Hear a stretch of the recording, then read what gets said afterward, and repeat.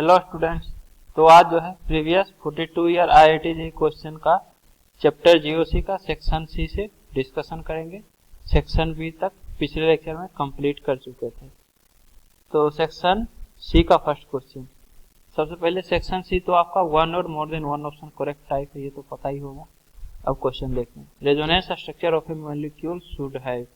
तो किसी भी मॉलिक्यूल का जो रेजोनेंस स्ट्रक्चर होता है उसमें क्या क्या हो सकता है। तो ऑप्शन ए है आइडेंटिकल अरेंजमेंट ऑफ एटम, तो ये ट्रू है। रेजोनेंस स्ट्रक्चर में आइडेंटिकल अरेंजमेंट होता है एटम का। Nearly the same energy content, तो लगभग एनर्जी भी सेम रहता है रेजोनेटिक स्ट्रक्चर का। The same number of paired electron, मतलब लोन पेयर का बात कर रहा है। पेयर्ड इलेक्ट्रॉन बोली या लोन पेयर, तो नंबर ऑफ लोन पेयर भी सेम रहता है। नेक्स्ट आइडेंटिकल बॉन्डिंग, तो ये गलत है। रेजोनेटिक स्ट्रक्चर में डिफरेंट बॉन्डिंग पैटर्न रहता है, आइडेंटिकल नहीं रहता है। तो इसका आंसर ABC होगा, डी नहीं होगा। नेक्स्ट है phenol is less acidic then. तो इन सब में कंपैरिजन करना है कि फिनोल किससे लेस एसिडिक है। तो सबसे पहले एसिटिक एसिड CH3COOH, तो कार्बोजाइलिक एसिड है और बेंजीन से OH है। तो कार्बोजाइलिक एसिड तो हमेशा ज्यादा एसिडिक होगा फिनोल से, तो ए फिनोल लेस एसिडिक होता है एसिटिक एसिड से। पारामिथोक्सी फिनोल, तो फिनोल के पारा पोजीशन पे OCH3 है, तो OCH3 प्लस एम शो करता है, ये तो पता ही होगा।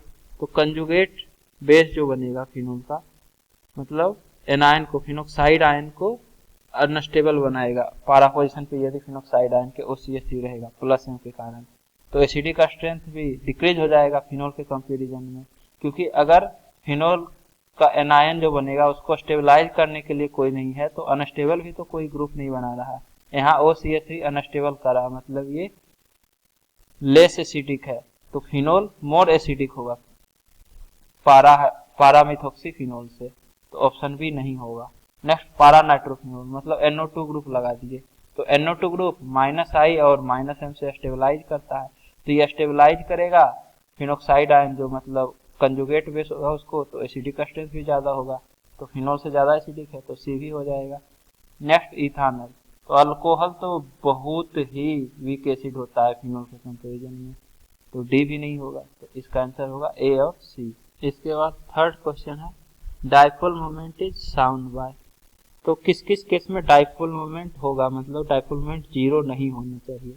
तो पहला 1,4 डाइक्लोरो बेंजीन, तो बेंजीन और इसके 1,4 पोजीशन पे क्लोरीन अटैच कर दीजिए। तो देखिए क्लोरीन के कारण तो डाइपोल मोमेंट इस डायरेक्शन में होगा और इस क्लोरीन के कारण इस डायरेक्शन में, और मैग्नीट्यूड दोनों का सेम होगा क्योंकि कार्बन से क्लोरीन अटैच है, यहाँ भी कार्बन से क्लोरीन अटैच है। तो दो सेम मैग्नीट्यूड का वेक्टर एक दूसरे के 180 डिग्री एंगल पे है, तो एक दूसरे को कैंसिल आउट कर देगा, तो नेट डाइपोल मोमेंट 0 हो जाएगा। तो डाइपोल मोमेंट 0 है, तो डाइपोल मोमेंट शो नहीं करेगा 1,4 डाइक्लोरो बेंजीन। 6,1,2 डाइक्लोरो इथेन, तो ये जो है मिसप्रिंट हो गया, इथेन नहीं इथीन होगा, क्योंकि 6,1,2 डाइक्लोरो इथेन होता ही नहीं है। इथेन के केस में 6 नहीं होगा, ये GI शो ही नहीं करता है, तो इथीन होगा, मतलब कार्बन डबल बॉन्ड कार्बन होगा। अब 6 मतलब दोनों क्लोरीन जो है सेम साइड है डबल बॉन्ड पे, और इस तरफ हाइड्रोजन होगा। तो क्लोरीन के कारण डाइपोल मोमेंट इस तरफ, और इस क्लोरीन के कारण डाइपोल मोमेंट इस तरफ। तो नेट डाइपोल मोमेंट तो कुछ होगा क्योंकि एक दूसरे को कैंसिल आउट नहीं करेगा, तो डाइपोल मोमेंट इसके द्वारा शो होगा। नेक्स्ट ट्रांस 1,2 डाइक्लोरो, मतलब डबल बॉन्ड के अपोजिट साइड क्लोरीन है, एक इस तरफ है तो दूसरा इस तरफ होगा डबल बॉन्ड पे, और यहाँ हाइड्रोजन और यहाँ हाइड्रोजन। तो इस केस में इसके द्वारा तो इस तरफ डायरेक्शन होगा, इसके द्वारा इस तरफ होगा। तो दो डाइपोल मोमेंट फिर से सेम मैग्नीट्यूड और एक दूसरे के अपोजिट डायरेक्शन में है, एक इस तरफ है तो एक उसके अपोजिट साइड में है, तो नेट कैंसिल आउट कर देगा, मतलब डाइपोल मोमेंट 0 होगा। इसके बाद ट्रांस 1,2 डाइक्लोरो 2 पेंटीन, तो पेंटीन 1 2 3 4 5 कार्बन एटम, सेकेंड से डबल बॉन्ड, और ट्रांस है मतलब डबल बॉन्ड के लोग एक क्लोरीन इस तरफ एक क्लोरीन इस तरफ। तो एक्चुअली में क्या होगा इस केस में, जब ये ट्रांस होगा तो आप डबल बॉन्ड के लोग ट्रांस स्ट्रक्चर बना दीजिए, कार्बन डबल बॉन्ड कार्बन, एक क्लोरीन एक क्लोरीन, लेकिन पेंट टू इन है, इसलिए एक तरफ तो CH3 है और एक तरफ नॉर्मल प्रोपाइल ग्रुप है, sorry normal ethyl group, 2 carbon atom है इसलिए इथाइल ग्रुप। तो एक तरफ तो आप C2H5 अटैच कर दीजिए और एक कार्बन से CH3। तो क्लोरीन वाला तो एक दूसरे को कैंसिल आउट कर देगा, लेकिन इथाइल ग्रुप और मिथाइल ग्रुप दोनों के कारण कैंसिल आउट नहीं होगा। है तो एक दूसरे के अपोजिट डायरेक्शन में, लेकिन मैग्नीट्यूड सेम नहीं है, इक्वल मैग्नीट्यूड का नहीं है, तो डिक्रीज तो करेगा लेकिन एग्जैक्ट 0 नहीं कर पाएगा, क्योंकि 5 - 3 सपोज दैट, तो 5 - 3 0 नहीं होगा और 5 - 5 0 हो जाएगा। तो इक्वल मैग्नीट्यूड का रहता तो A- से 0 हो जाता, लेकिन A- भी 0 नहीं होगा, तो कुछ ना कुछ तो डायपोल मोमेंट होगा। तो डी भी आंसर होगा, डायपोल मोमेंट इसके द्वारा भी शो होगा। तो आंसर हो जाएगा B, D। इसके बाद keto enol tautomerism is shown by. तो ABCD में आपको बताना है कि कीटो इनोल टोटोमेरिज्म कौन कौन शो करेगा। तो इसके लिए आप अल्फा हाइड्रोजन चेक कीजिए, जिसके पास अल्फा हाइड्रोजन प्रिएंट रहेगा sp3 कार्बन से अटैच्ड अल्फा हाइड्रोजन, तो वो टोटोमर शो करेगा, नहीं तो टोटोमेरिज्म नहीं होगा। तो यहाँ देखिए C डबल बॉन्ड इसके नेक्स्ट कार्बन, तो ये एक्चुअली में बेंजीन है C6H5, तो बेंजल डिहाइड में अल्फा हाइड्रोजन नहीं है, तो इसलिए टोटोमेरिज्म शो नहीं करेगा। इस केस में भी वही है, लेकिन हाइड्रोजन की जगह CH3 आ गया, मतलब C डबल बॉन्ड के नेक्स्ट sp3 कार्बन से हाइड्रोजन अटैच्ड है, तो इसमें अल्फा हाइड्रोजन प्रिएंट है, तो टोटोमेरिज्म कर लेगा। नेक्स्ट यहाँ CH3 की जगह फिर से बेंजीन लगा दिए, तो दोनों तरफ बेंजीन है, मतलब अल्फा हाइड्रोजन प्रिएंट ही नहीं है, क्योंकि sp3 कार्बन ही नहीं है एक भी, तो sp3 कार्बन नहीं है तो अल्फा हाइड्रोजन कहाँ से होगा, तो ये भी टोटोमेरिज्म शो नहीं करेगा। इस केस में इधर तो बेंजीन है तो नहीं करेगा, लेकिन इधर CH2, तो ये अल्फा कार्बन इससे अटैच्ड हाइड्रोजन अल्फा हाइड्रोजन, तो अल्फा हाइड्रोजन है तो टोटोमेरिज्म कर लेगा। तो कीटो इनोल टोटोमेरिज्म B और D में ऑब्जर्व होगा, तो आंसर B और D हो जाएगा। इसके बाद नेक्स्ट क्वेश्चन है, विच ऑफ द फॉलोइंग है एसिमेट्रिक कार्बन एटम। तो एसिमेट्रिक कार्बन एटम किस किस केस में है। तो एसिमेट्रिक मतलब होता है कायरल कार्बन। तो कायरल कार्बन के लिए क्या देखते हैं, तो कायरल कार्बन के लिए कार्बन से 4 ग्रुप जो अटैच्ड हो, वो चारों डिफरेंट ग्रुप यदि अटैच्ड है ABCD, तो वो कायरल कार्बन एटम कहलाएगा, नहीं तो ए कायरल कार्बन एटम कहलाएगा। मतलब सिंपली आपको कायरल कार्बन एटम ढूंढना है। तो इस केस में देखिए, इस कार्बन से 2 सेम एटम अटैच्ड है, हाइड्रोजन हाइड्रोजन, तो कायरल नहीं है। सिमिलरली इससे भी सेम एटम अटैच्ड है, मतलब इसमें chiral atom sorry chiral carbon present नहीं है, या फिर एसिमेट्रिक कार्बन एटम प्रिएंट नहीं है। नेक्स्ट इससे भी ये भी कायरल नहीं है, ये कायरल नहीं है, क्योंकि 2 chlorine atom same group attached है, तो कायरल कार्बन एटम प्रिएंट नहीं है इसमें। नेक्स्ट इसमें कायरल नहीं है, ये कायरल है। देखिए इससे CH2Cl CH3 hydrogen Cl 4 different group attached है, मतलब कायरल कार्बन एटम है, मतलब एसिमेट्रिक कार्बन एटम प्रेजेंट है, तो C ऑप्शन हो जाएगा। नेक्स्ट इस कार्बन से 2 हाइड्रोजन है, तो ये तो कायरल नहीं होगा, लेकिन इस कार्बन से देखिए एक OH एक CH3 एक हाइड्रोजन और एक CH2Br, ये CH3 नहीं है CH2Br, मतलब 4 डिफरेंट ग्रुप अटैच्ड है, तो ये कायरल कार्बन है, मतलब डी ऑप्शन भी आंसर हो जाएगा। कायरल कार्बन बोलिए या एसिमेट्रिक कार्बन एटम बोलिए।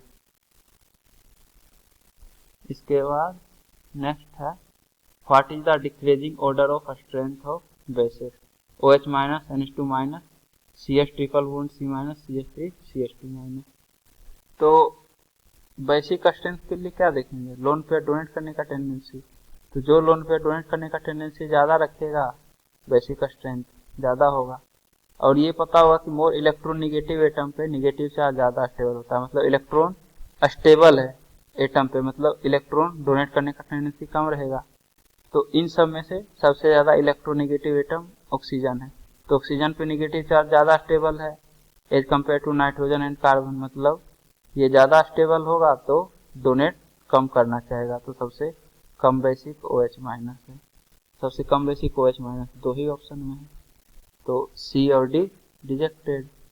अब इन तीनों में देखिए, तो ये sp कार्बन है और ये sp3 कार्बन है, और ये पता है परसेंटेज s करेक्टर ज़्यादा रहता है तो इलेक्ट्रोनिगेटिविटी ज़्यादा होता है, तो ये ज़्यादा इलेक्ट्रोनिगेटिव है इससे, मतलब नेगेटिव चार्ज इस पे ज़्यादा स्टेबल होगा, मतलब बेसिक स्ट्रेंथ इसका इससे कम होगा, मतलब CH3 CH2 माइनस ज़्यादा होगा CH triple bond C minus से। तो CH3 CH2 माइनस ज़्यादा होगा इससे, लेकिन इस केस में C ट्रिपल बॉन्ड C मतलब अल्काइन का ज़्यादा दिया है, तो ये भी रिजेक्टेड, ए होगा। और CH triple bond C minus और NH2 माइनस का बेसिसिटी लगभग सेम होता है, ये बता चुके हैं। तो यहाँ पे अप्रोक्सीमेटली इक्वल भी रहता तो कोई दिक्कत नहीं है, लेकिन एग्जैक्ट ऑर्डर बताना है तो ये हल्का ज़्यादा हो जाता है, HC triple bond C minus से NH2 माइनस। ये आपका ऑर्डर हो गया, इसका जरूरत भी नहीं पड़ा, इसी दोनों से कंक्लूड कर लिए हम। नेक्स्ट क्वेश्चन है, examine the following two structure for the anilinium ion and choose the correct statement from the ones given below. तो ये दो स्ट्रक्चर है एनिलीनियम आयन का। अब इसमें बताना है कि A option second is not an acceptable canonical structure because carbonium ion are less stable than ammonium ion. तो ये पॉइंट बोल रहा है कि सेकेंड जो है एक्सेप्टेबल रेजोनेटिक स्ट्रक्चर नहीं होगा, क्यों? क्योंकि कार्बोनियम आयन लेस स्टेबल है, जबकि ऐसा कुछ भी नहीं है। जब भी दो स्ट्रक्चर होगा तो उसमें एक तो ज्यादा स्टेबल होगा ही दूसरे से, कभी भी या तो इक्वल होगा या कोई ज्यादा कोई कम होगा। तो आप स्टेबिलिटी के बेसिस पे एक्सेप्टेबिलिटी को कंपेयर नहीं कर सकते हैं, तो ये रीजन नहीं हो सकता है कि आप सेकंड को एक्सेप्ट नहीं करें। हमेशा रेजोनेटिक स्ट्रक्चर का स्टेबिलिटी का ऑर्डर कंपेयर किए हैं। अगर ऐसा रहता तो रेजोनेटिक स्ट्रक्चर एग्जिस्ट नहीं करता, कोई ज्यादा स्टेबल होता है कोई कम स्टेबल होता है, ऐसा तो हम बहुत बार देखें, तभी तो स्टेबिलिटी का कंपेरिजन करते हैं कि कौन सा रेजोनेटिक स्ट्रक्चर कितना ज्यादा स्टेबल है, सबसे ज्यादा स्टेबल फिर लिस्ट स्टेबल, इस तरह से बहुत सारा क्वेश्चन इसी लेक्चर में हम देखे थे, मतलब पिछले लेक्चर में प्रीवियस ईयर IIT में कंपेरिजन कर रहे थे। तो ए तो नहीं होगा। Next second is not an acceptable canonical structure because it is non aromatic, ये भी नहीं होगा। नॉन एरोमेटिक कारण भी आप एक्सेप्ट नहीं करें रेजोनेटिक स्ट्रक्चर, ये तो कभी हम नहीं पढ़े हैं। नेक्स्ट ये पॉइंट वैलिड है, second is not an acceptable canonical structure because the nitrogen है 10 वैलेंस इलेक्ट्रॉन। तो सेकेंड को आप इसलिए एक्सेप्ट नहीं कर सकते हैं क्योंकि नाइट्रोजन देखिए 5 बॉन्ड बनाया हुआ है, मतलब 5 × 2 10 इलेक्ट्रॉन। 10 इलेक्ट्रॉन का मतलब हो गया कि ऑक्टेट वायोलेट हो गया, जबकि नाइट्रोजन सेकेंड पीरियड का एलिमेंट है, तो सेकेंड पीरियड का एलिमेंट कभी अपना ऑक्टेट रूल वायोलेट नहीं कर सकता है, इसमें मैक्सिमम 8 इलेक्ट्रॉन हो सकता है, इसलिए ये स्ट्रक्चर अनस्टेबल है, ये एग्जिस्ट ही नहीं करता है। तो मेन रीजन ये है सेकेंड कैनोनिकल स्ट्रक्चर एक्सेप्टेबल नहीं होने का। कुछ भी उटपटांग आंसर रहे ऑप्शन में तो कंफ्यूज नहीं होना है, सी ही आंसर होगा। Second is an acceptable canonical structure, acceptable तो नहीं है, ये तो देख लिए क्यों नहीं है, क्योंकि 10 वैलेंस इलेक्ट्रॉन है। नेक्स्ट क्वेश्चन है, arrange the following compound the strongest acid is. तो इन सभी में स्ट्रॉन्गेस्ट एसिड बताना है। तो पहले C2H6, ये तो अल्केन है, ये अल्काइन है, और ये बेंजीन है, और CH3OH ये अल्कोहल, ऑक्सीजन से अटैच्ड हाइड्रोजन है। तो आपको पता होगा कि ऑक्सीजन पे नेगेटिव चार्ज ज्यादा स्टेबल होगा कार्बन के कंपेरिजन में, चाहे sp कार्बन एटम ही क्यों ना हो, इलेक्ट्रोनेगेटिविटी तो बढ़ जाएगा कार्बन का, लेकिन उतना ज्यादा नहीं बढ़ेगा कि ये ऑक्सीजन से ज्यादा स्टेबल रह जाए नेगेटिव चार्ज जो है। तो सबसे ज्यादा एसिडिक यही होगा क्योंकि कंजुगेट बेस को सबसे ज्यादा स्टेबलाइज करेगा। क्यों? क्योंकि कंजुगेट बेस बनेगा तो ऑक्सीजन पे नेगेटिव चार्ज आएगा डी के केस में, बाकी सारे के केस में कार्बन पे नेगेटिव चार्ज आएगा, और ऑक्सीजन पे नेगेटिव चार्ज हमेशा ज्यादा स्टेबल होगा as compare to carbon. sp carbon atom ही क्यों ना हो, उससे ज्यादा ही होगा हमेशा ऑक्सीजन पे नेगेटिव चार्ज, तो आंसर डी होगा इसका। नेक्स्ट है टोटोमेरिज्म इज एग्जिबिटेड बाय। तो टोटोमेरिज्म कौन कौन शो कर सकता है? तो टोटोमेरिज्म के लिए अल्फा हाइड्रोजन का परियंट होना जरूरी है। अब जो है बहुत सारा स्टूडेंट ये क्वेश्चन गलत कर देगा, क्यों?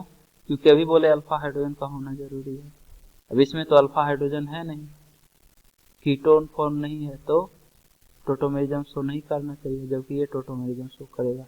अभी रीजन बता देंगे। यहाँ पे देखिए अल्फा हाइड्रोजन नहीं है तो ये टोटोमेरिज्म शो नहीं करेगा, तो आंसर नहीं होगा। नेक्स्ट C डबल बॉन्डो, तो इसमें अल्फा हाइड्रोजन है, C डबल बॉन्डो की नेक्स्ट कार्बन इससे हाइड्रोजन अटैच है, और ये sp3 कार्बन भी है, तो टोटोमेरिज्म शो करेगा। नेक्स्ट इस केस में भी sp3 कार्बन और अल्फा हाइड्रोजन भी है इससे, तो ये भी टोटोमेरिज्म करेगा। लेकिन ए ऑप्शन क्यों नहीं करे, सॉरी क्यों करेगा, यहाँ तो अल्फा हाइड्रोजन नहीं है, sp3 कार्बन ही नहीं है। तो आपको फिनोल का स्ट्रक्चर ध्यान है, जब टोटोमेरिज्म पढ़ा रहे थे तो फिनोल से आपका ये स्ट्रक्चर बनता था, यहाँ डबल बॉन्ड, ये डबल बॉन्ड रखते हैं, ये हाइड्रोजन। तो एक्चुअली में सी डबल बॉन्ड और इससे OH अटैच्ड, ये आपका इनोल फॉर्म होता है ना, फिनोल जो है। कीटो फॉर्म तो ये है, कीटो फॉर्म में अल्फा हाइड्रोजन का होना जरूरी है। यहाँ पे देखिए सी डबल बॉन्ड और उससे OH, सी डबल बॉन्ड उससे OH, मतलब ये इनोल फॉर्म है। इसका जब आप कीटो फॉर्म बनाइएगा तो आपको दिख जाएगा कि इसमें अल्फा हाइड्रोजन प्रेजेंट है। तो ये बेंजीन है, और बेंजीन के बाद नेक्स्ट CH2, फिर CH और ये डबल बॉन्ड ऑक्सीजन हो जाएगा। तो कीटो फॉर्म, इसमें देखिए नेक्स्ट sp3 कार्बन भी है और इससे हाइड्रोजन भी है, मतलब अल्फा हाइड्रोजन प्रेजेंट है इसमें, तो इसलिए ये टोटोमेरिज्म शो करेगा। ये कीटो फॉर्म है ही नहीं एक्चुअली में, ये इनोल फॉर्म है।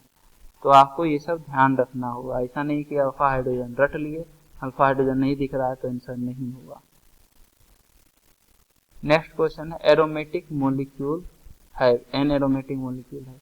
तो एरोमेटिक मोलिक्यूल के लिए सबसे पहले तो हक्कल रूल, 4n+2 पाई इलेक्ट्रॉन होना चाहिए, साइक्लिक एंड प्लेनर होना चाहिए, उसके बाद कंप्लीट कंजुगेशन होना चाहिए।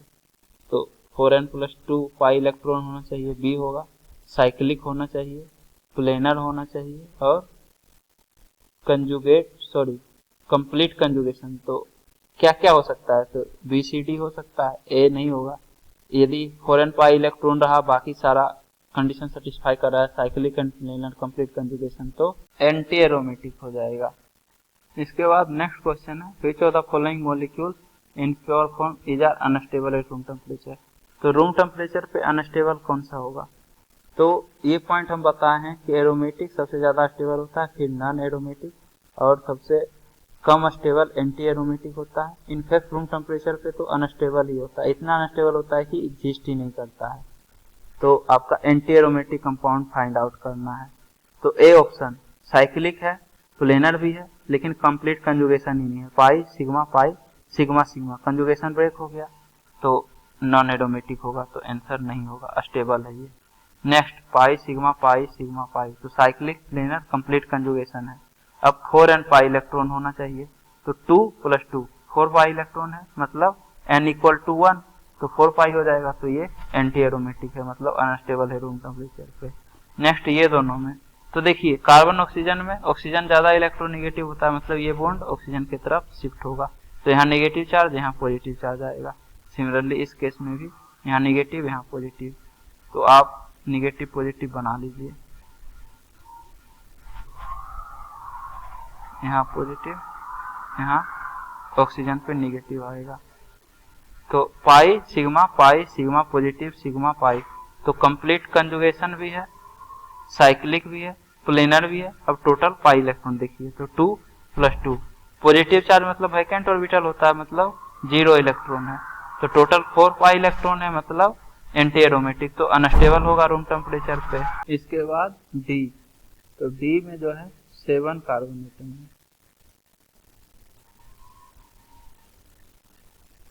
1 2 3 4 5 6 7, तो यहाँ डबल बॉन्ड है, यहाँ से ऑक्सीजन पे नेगेटिव और यहाँ पॉजिटिव आ जाएगा। उसके बाद यहाँ डबल बॉन्ड है, यहाँ डबल बॉन्ड है, ये डबल बॉन्ड है मान लीजिए, pi sigma positive sigma pi sigma, तो कंप्लीट कंजुगेशन है, साइक्लिक है, प्लेनर है, और टोटल पाई इलेक्ट्रॉन 2+2+2, तो 6 है, मतलब 4n+2 है। तो 4n+2 होने के कारण ये एरोमेटिक है, तो ये तो बहुत ही स्टेबल होता है, तो अनस्टेबल का तो सवाल ही नहीं है, तो इसका आंसर होगा बी और सी। नेक्स्ट क्वेश्चन है the hyper conjugative stabilities of tert butyl cation and 2 butene respectively are due to.